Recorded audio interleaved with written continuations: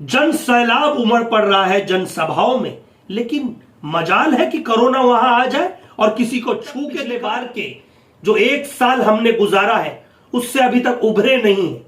अब तक कारोबार पूरी तरह से लोगों के बने नहीं है। अब तक लोग परेशान हैं। अगर आप लॉकडाउन के पूरी तरह से लॉकडाउन लगाना चाहते हैं तो आम नागरिक, रस्तों पे काम करने वाले लोग, जो बेचारे बिल्डिंग कंस्ट्रक्शन के लिए काम करते हैं, जो हॉकर्स हैं, जो रोजमर्रा की जिंदगी में कमाई करते हैं, लोग जितने परेशान लोग हैं, दुकानें लगाते हैं, छोटे छोटे व्यवसाय करते हैं, इन सब के खाते में 1.5 से 2 लाख। होली हुई, होली में किसी ने कोरोना वायरस का पालन नहीं किया, आपने देखा। अब माह रमजान आ रहा है तो माह रमजान में भी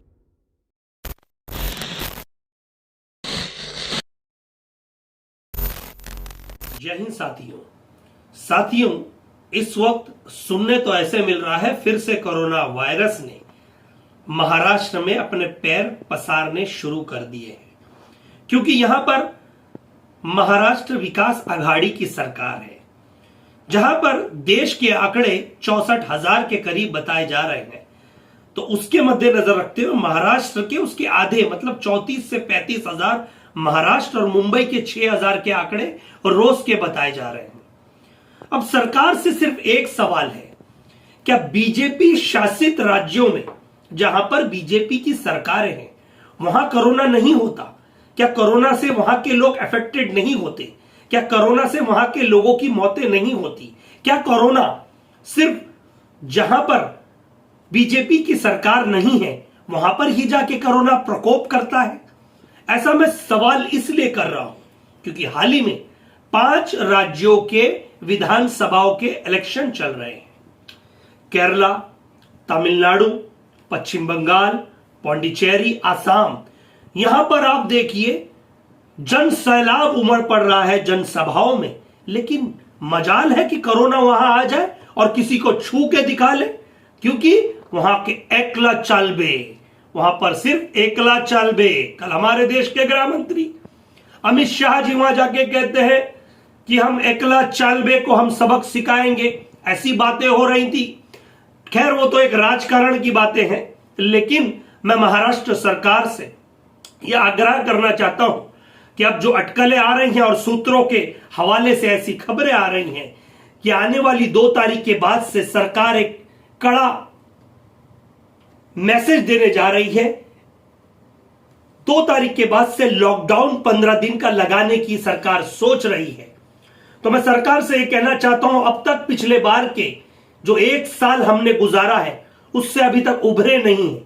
अब तक कारोबार पूरी तरह से लोगों के बने नहीं है। अब तक लोग परेशान हैं। अगर आप लॉकडाउन के लिए सोच रहे हैं, आप महाराष्ट्र की जनता के हित में काम कर रहे हैं, तो सभी नागरिकों के खाते में 1.5 से 2 लाख रुपए आप डिपॉजिट कराएं। आप बेशक लॉकडाउन लगाएं। आप जनता के हित में बात कर रहे हैं। ठीक है, ये वायरस बढ़ रहा है, लेकिन उन साइंटिस्टों से भी एक सवाल, उन डॉक्टरों से एक सवाल, अगर ये वायरस है तो अब तक कोई पक्षी, कोई जानवर इससे मौतें क्यों नहीं हुई? सिर्फ WHO की जो रिपोर्ट भी आई थी उसमें यह बताया गया था ये एक बहुत तरीके माइल्ड बीमारी है। सर्दी जुकाम हर एक घर में आपको देखा जाएगा। आप टेस्ट कराने जाते हो तो सीधी बात है वहां पर आप पॉजिटिव तो आओगे। जब सर्दी होगी, खांसी होगी, छींक आएगी, तो इसको पॉजिटिव को एक हवा बनाकर लोगों के बीच में फिर से एक डर का माहौल बनाया जाता है, जहां तक कि ये कहीं तक सही नहीं है। अगर आप पूरी तरह से लॉकडाउन लगाना चाहते हैं तो आम नागरिक, रस्तों पे काम करने वाले लोग, जो बेचारे बिल्डिंग कंस्ट्रक्शन के लिए काम करते हैं, जो हॉकर्स हैं, जो रोजमर्रा की जिंदगी में कमाई करते हैं, लोग जितने परेशान लोग हैं, दुकानें लगाते हैं, छोटे छोटे व्यवसाय करते हैं, इन सब के खाते में 1.5 से 2 लाख डाल दीजिए। क्योंकि अब आपको पता है कि आज होली हुई, होली में किसी ने कोरोना वायरस का पालन नहीं किया, आपने देखा। अब माह रमजान आ रहा है तो माह रमजान में भी आप लोग अब ये कड़ा जो आपका आदेश है ये लाने जो जा रहे हैं, उससे हमें कोई आपसे गिला शिकवा नहीं है। बस ये कहना चाहते हैं कि कोरोना वायरस सिर्फ जहां पर बीजेपी की सरकार नहीं होती वहां क्यों फैलता है? जहां पर बीजेपी शासित राज्य होते हैं वहां ही कोरोना क्यों नहीं जाता? वहां के लोग इससे अफेक्टेड क्यों नहीं होते? मैंने पूरे हिंदुस्तान का दौरा किया, उत्तर प्रदेश से लेके दिल्ली, दिल्ली से लेके आंध्रा, आंध्रा से तेलंगाना, मुंबई, महाराष्ट्र, मुझे ऐसा कहीं नहीं दिखा। जहां तक कि इन सब राज्यों के मुकाबले मुंबई, महाराष्ट्र के लोग प्रिकॉशन लेते हैं, मास्क लगाते हैं, कहीं ना कहीं सोशल डिस्टेंस रखते हैं। लेकिन आपको पता है मुंबई की लाइफलाइन लोकल ट्रेन है और रोज आवास के लिए, आने जाने के लिए, प्रवास के लिए यहां पर लोकल ट्रेन बहुत महत्व रखती है, जरूरी है।